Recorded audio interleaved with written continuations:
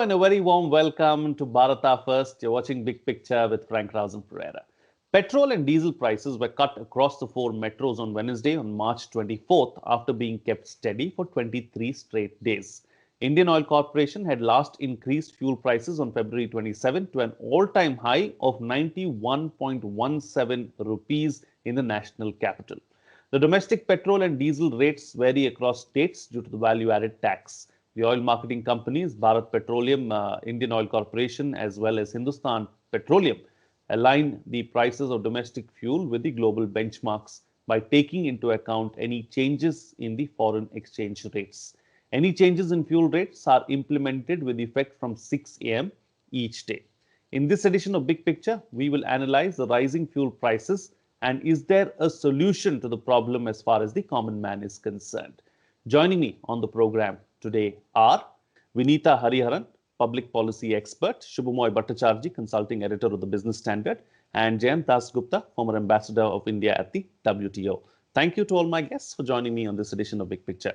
Ambassador, let me begin the program with you first. Let's analyze, the rising fuel prices. What are the factors that contribute to it? Why is it that the fuel prices are so high in India, especially if you look at petrol nearly touching the century mark? The importance of the petrol and diesel revenues is extremely significant in the scheme of things for both the center as well as the state.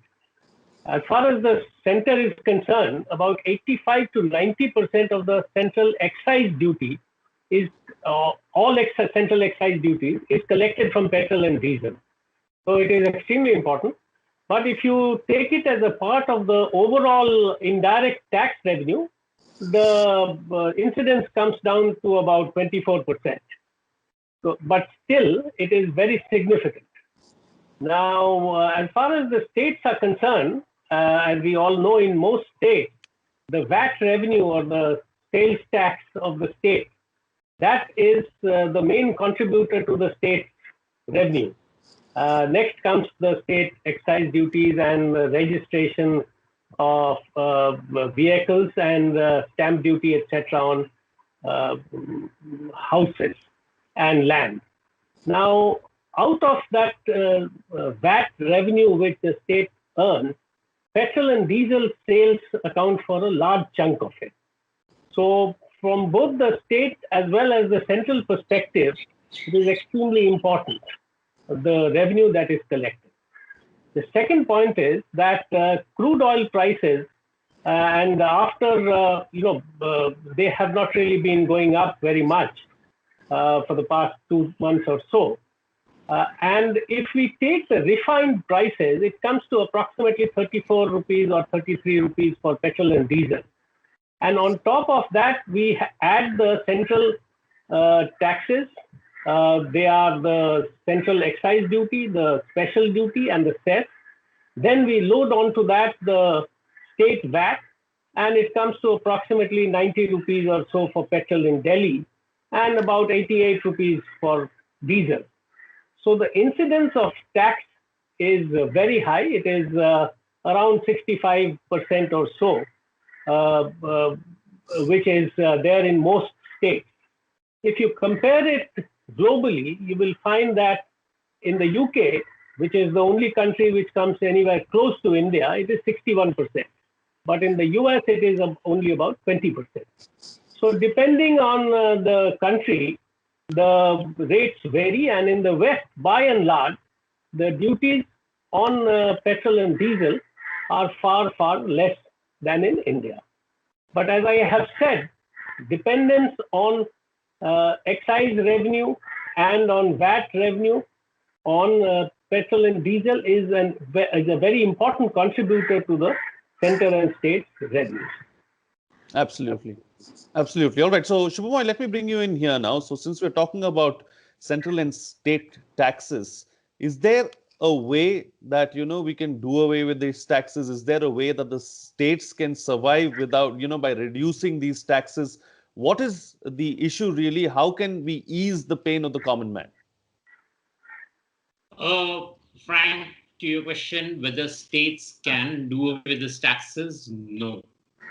it's the two major taxes that the states ask for, get. One is from liquor, which is the state excise duty. The other is the taxes on petroleum products. And these two essentially hold up state finances. Without these two, no state can actually be solvent in the Indian scheme of things. That is the level of excessive dependence on these. The Finance Commission, the 15th Finance Commission, in fact, went into in detail into this particular issue and found that almost all the states have undertaxed their ability. There is one problem that the states, that the center share and all, which we talk about. The other part is that the state, how much do the states raise their own taxes from other sources? And the 15th Finance Commission was clear with lots of data and which they've shown. And somebody can actually would be interesting for people to read it through. The states do not tax the alternative sources that they have to raise finances. And so, why do they do so? Because it is so much more easy to collect a tax on fuel and tax on liquor. Essentially, you tax the producers, the collection cost is very low, the states therefore depend on them excessively. Issues like property tax, which or any other alternative sources of taxes, like even taxes on professions, and so many others, which the states can levy, states do not levy. So the problem therefore comes along that now how to redistribute the challenge of high taxes and, as you said, reduce the burden for the common man. In fact, it's a common woman, I suppose, who actually bears the brunt, because in the last few months, we have seen the price of LPG going up very substantially. So her cooking gas, the price of fuel to run the household, domestic household, becomes excessively sharp. And that is where the pain point is. Now, you notice that, first of all, that the taxes, all petroleum products, are essentially, as per Article 279 of the Constitution, the GST Council has the right to levy taxes on these goods under the GST, which means that there is no constitutional jump that the states and the centers have to do to be able to tax petroleum products under GST. It is now essentially a question of intention.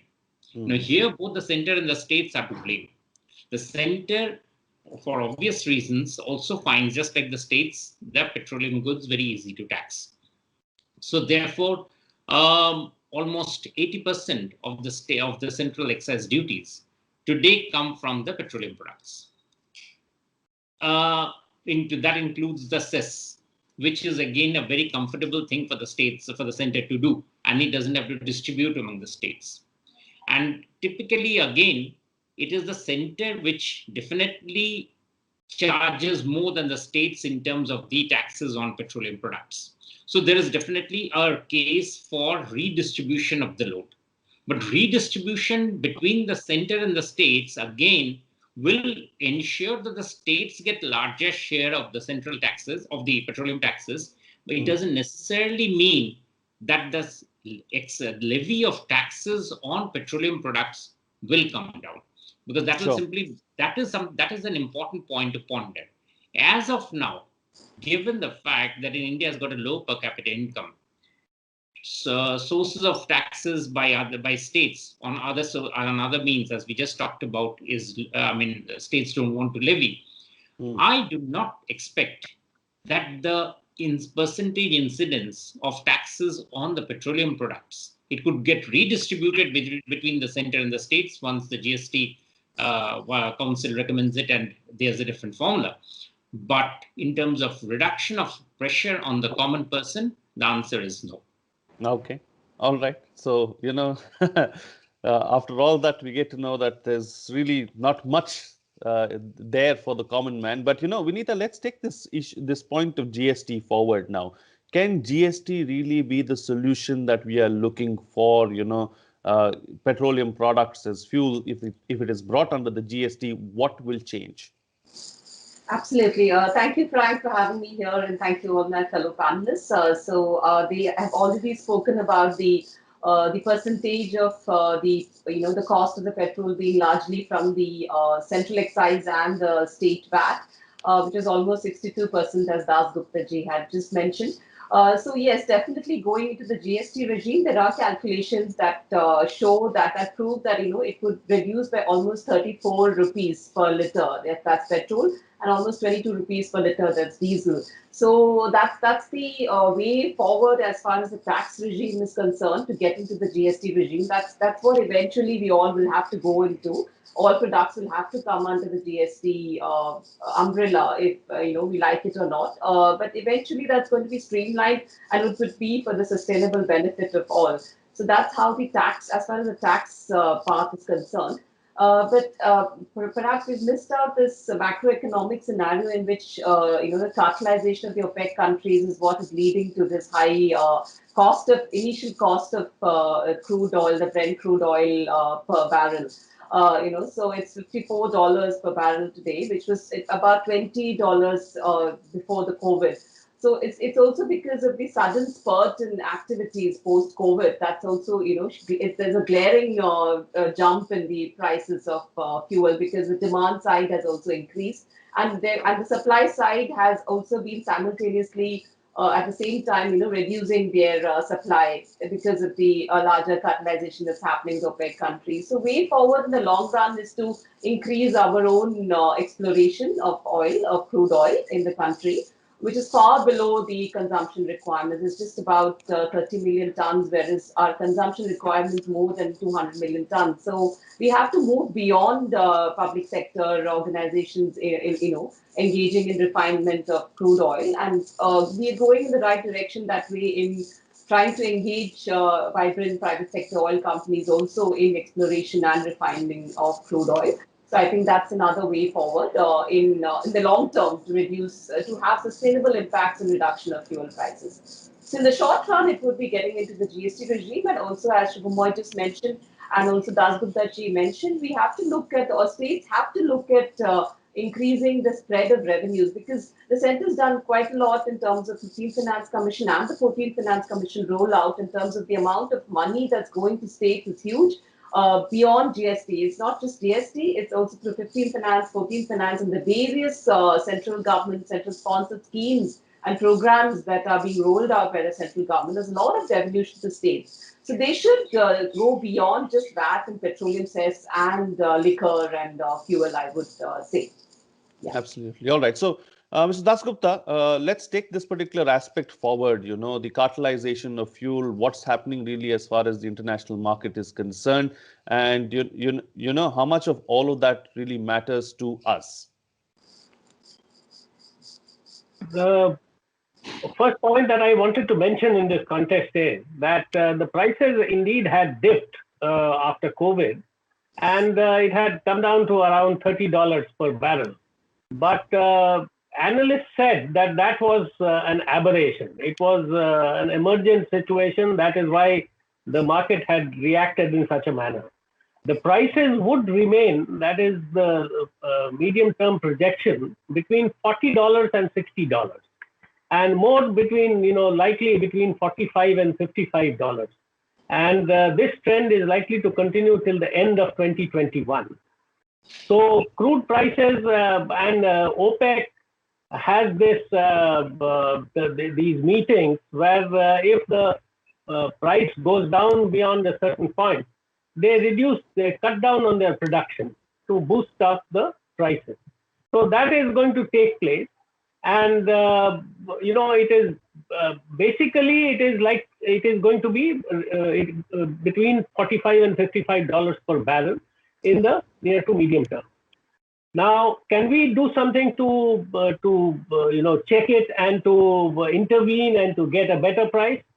Unless we enter into a long-term arrangement and take the risk, and there is a considerable amount of risk in, let's say, buying crude oil for the next 5 years at $50 per barrel, then the price could go down to 40 or 35 also.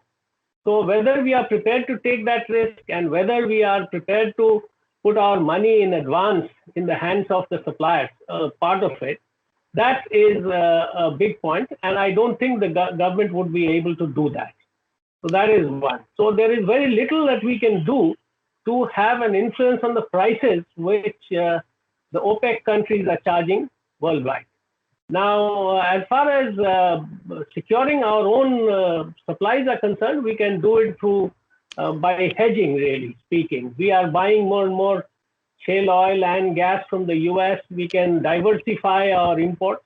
So that is possible. The third point which Ms. Hariharan raised was about increasing our activities relating to exploration and to produce more. At the moment, we are only producing about 20% of our total requirement. And that has been more or less steady, despite new oil fields or new sources of oil being developed within India and in our exclusive economic zone. So I don't think, in view of the demand that is going up and the slow rate at which new oil fields are being found, that there is going to be a sudden substitution of domestic oil to take up the percentage beyond 20 to 30, 40. So our dependence on international crude oil will remain. The last point is that we know for a fact that the dependence on petrol and diesel for transportation is likely to undergo a sea change over the next 10 years. First will be the advent and greater usage of electric vehicles based on battery technology. And at some point in future, it could be in 5 years, 10 years, it could be substituted by hydrogen fuel technology. That is, instead of petrol and oil, we use, or gas, we use hydrogen. So this is the likely scenario. And so we should not be too bothered about our sources of crude oil for transportation mainly. As it is in India, we don't have too many power plants which are running on oil. Some of them are running on gas, but most of them are running on coal. So our dependence in the case of electricity is not going to be affected very much by fluctuations in price of international crude oil. Now, the last point which I wanted to mention is that diesel prices have a direct correlation with the index of industrial production in India, and that has been tracked over some time. So, of course, which one is really the cause and which is the effect is difficult to say, but the diesel prices don't really depend on the index of industrial production. So it could be safely concluded that our industrial activities get slowed down if the diesel prices go up very much. And since we have stopped giving subsidies for diesel, our industrial production also has been affected to a certain extent. Now, the point about prices also, the impact on domestic consumers, whether they are industrial consumers or household consumers, also needs to be seen in this perspective. The weight of fuel and power, which includes electricity, is about 13 in 100 in the wholesale price index. It is approximately 6 or 6.4 in the consumer price index, which includes also the LPG which is consumed. So if we keep on increasing the prices of diesel and petrol by imposing taxes whether at the central or the state level, it is going to have an inflationary effect. Absolutely. Right. So let me take a couple of aspects forward with you, Shubhama. The first one being, of course, this issue of oil exploration. Is it cost effective for us to be getting into it, since we are going to be moving to other sources of energy, cleaner fuel? That is something that, the government has been pushing for. The Prime Minister himself has taken a lead really as far as using cleaner fuels and cleaner energy is concerned. So how much of sense does it make for us to get into oil exploration at this point in time? Well, that's actually a very interesting point, Frank, you raised. Because the Indian energy basket, which has a predominant share of coal, followed by oil and natural gas, and renewables. In that context, if we look at where we are planning to go, it does seem that we shouldn't be, but maybe that's not the correctest way to look at it. Why? Because the renewable energy, I mean, even now, for instance, about as on February 2021, I think it's about 93 gigawatt of renewable energy capacity has been installed in the country. But even looking at that, if we look at the total demand that we need and I'm talking just for the power sector, we will be needing a huge amount of expansion even in coal. Similarly, for oil, the oil sector, as of now, I mean, we are saying that we will not be needing oil because we are shifting our transportation fleet to electricity. Electricity would be coming along and we are hoping that that will be largely be powered by renewable energy and some by thermal energy. But that is going to be a plan of something like 10 to 15 years when we are able to migrate, especially our trucks and buses, the heavy duty stuff. So what happens till then? Till then, obviously, India's energy demand, the transportation energy demand, will be dominated by oil. And at current production levels, we have about 85% dependent on foreign, on imports. We are expecting to go up to almost 90% very soon. So essentially, our oil fields are, first of all, too mature. They are reaching the end of their productive life. Given that condition, the the exploration of oil that we are planning to do is necessary even to keep certain amount, like even to keep that 10% on. It's that bad as it is in terms of the ability of the Indian fields to be able to produce oil. So we are looking at a fairly stressed scenario in terms of the imports and in terms of the oil requirements. Given that condition, there is no go but to look out always for possibilities of getting fresh supplies of oil from some places that we can. And incidentally, you would notice that from in the successive rounds that we have had of NELP as well as of the OLP, it's an alphabet basket of letters, which basically means that in the successive exploration policies, the success rates have not been very high. The success rates have not been very high for oil. For gas, we have had a better strike rate. For oil, we have not had too many success rates. We have had some small fields in which we have been able to dig up, but not in too many of but not in too high a measure. So the sum that comes along is that we need to explore.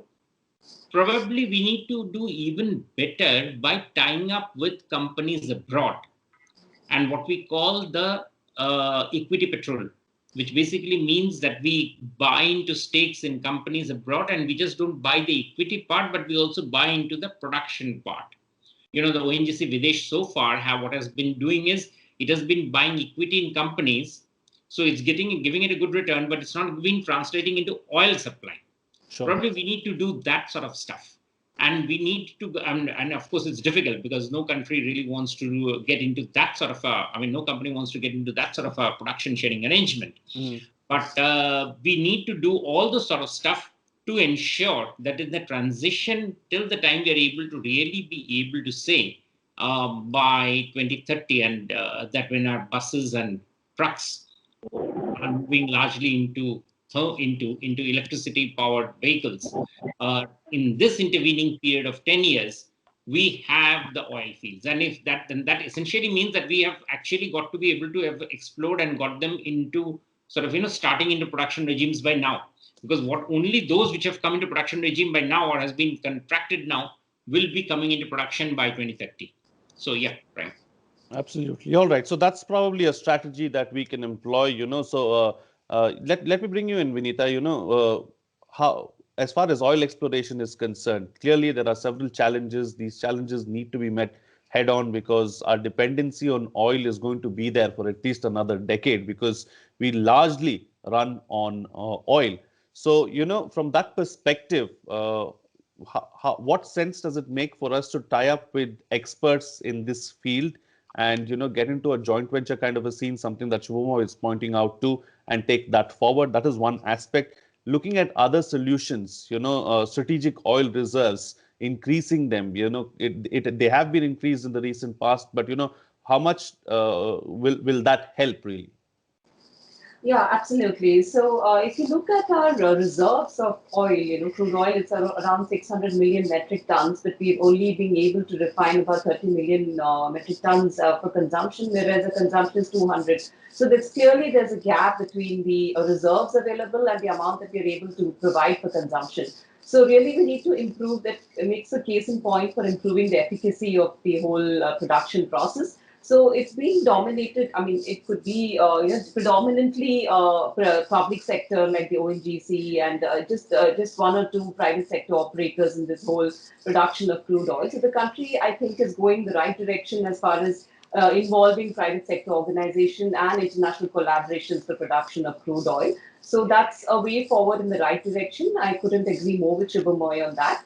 And secondly, about moving towards other sources of energy beyond petrol and coal. Coal, again, we have huge reserves, which is going to last us for many, many years to come. So we really don't need to do or discard our reserves of crude oil and coal, but we need to improve our efficacy of production of clean energy from both the sources. And moving towards renewable has to be done simultaneously, I would say, which again, we are going in the right direction. The government of the day with huge aggressive targets with 450 gigawatt by 2030.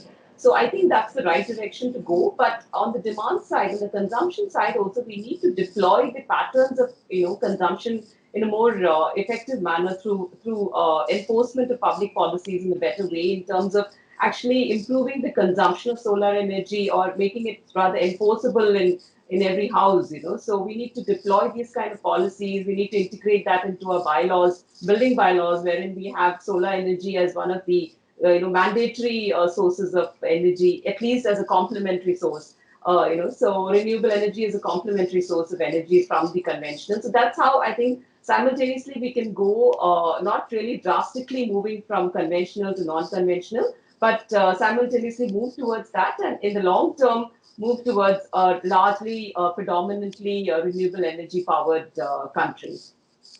All right, time to get closing comments now from all my panelists with the best way forward and how we can bring about some kind of relief really as far as the Aam Aadmi is concerned. Starting first with you, Ambassador. I think the points that have been made are very well taken. We need to make public transportation, for instance, in the larger cities and the tier 2 cities much more efficient and much better available. That is going to reduce the dependence on private vehicles and consumption of petrol. Similarly, the railways have got a much better share now of transport of goods post-COVID, and that is something which could be raised. And the other point is inland waterways is something which has not really been explored very much, but the government has taken initiatives to do that now. So that is also going to reduce the usage of diesel to a great extent, because the inland transportation uses diesel, but far less than trucks do. So these are some of the strategies. There are others as well, which can reduce our dependence on petrol and diesel for transportation purposes. And that is something which we need to do. Two, if the 15th Finance Commission's recommendations are accepted about sharing of 41% of the excise revenue, that is going to really, reduce the share of the central government. And if it is to be included in the GST petrol and diesel, then the maximum slab available is 28%, unless the government changes it. And in which case, 28% will bring down the duties on diesel and petrol and the price to about 48 rupees or so for both petrol and diesel. So that is something which the government needs to ponder over. Absolutely. All right. Shubhamoy? Yeah, Frank, both Vinita ji and Jayan ji have made some very significant points. And essentially, there isn't much to add there. I would just say that possibly given the constraints that we are discussing here, it is time that political parties, whichever side of the government they're on, give a much more accurate idea to the people about what are the constraints and what are the challenges. One area where there could be where there could be harmony is that LPG prices, for instance, it'll rise, but at least could the poorer people be sheltered like they were done last year? But to do that, the people in the better off people in the cities, those who are buying petrol and diesel will have to fork out a bit more money. That sort of clear enunciation of support will possibly be very useful. LPG today largely serves rural areas. Piped gas serves urban areas. So the clear distinction can be made. But to do that obviously would mean that the urban middle class needs to take on a bit more burden. No, but for that, all that to happen, the political signaling, and I think it has to come from both, ruling parties in every state, the center, they all have to be more, I would say, honest in what they're saying about pricing of petrol and diesel. Then the people will be willing to take on the sacrifice and willing and accept that there's to be a share given. I would say that that is the message that should go out for the benefit of the common person. All right, and Vinita, close the show for us with your concluding remarks. Okay, yeah, thank you so much. So already, laid out the way forward in the last conversation bit that we had. But yeah, I couldn't agree more with Genji when he talked about the public transport through alternate fuels. The metros and the buses powered by CNG. So I think we need to have public policies which promote usage of public transport much more, like we see in other countries where even the prime minister or the ministers of the day take the public transport. There has to be more demonstration of that to the common man, and make it more. I think maybe even more,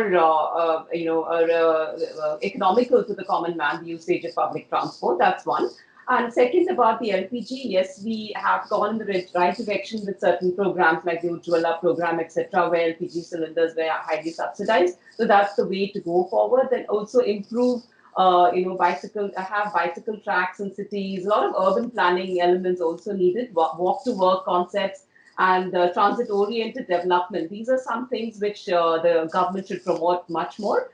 And of course, alternate sources of fuel, we are getting there. We are on the right track. And as an immediate relief to the common man, I think it's getting under the GST banner would be the immediate relief that we could give to the common man. All right. On that note, then I'll call it a wrap on this edition of Big Picture. Thank you to all my guests for joining me on the program and putting things into perspective for us. What's coming out of this discussion is that taxes on fuel are a major revenue generator for both the state and the central governments, and they find it easy to tax fuel. Hence, there is very little that can be done to ease the pain of the common man. Oil prices are also directly linked with the international oil prices, so there is not much that Indian government can do to influence the pricing. As an immediate relief, fuel can be brought under the ambit of the GST, and since the maximum tax slab is 28%, the prices will immediately come down drastically. However, that is a political decision that the states and the center will have to jointly take.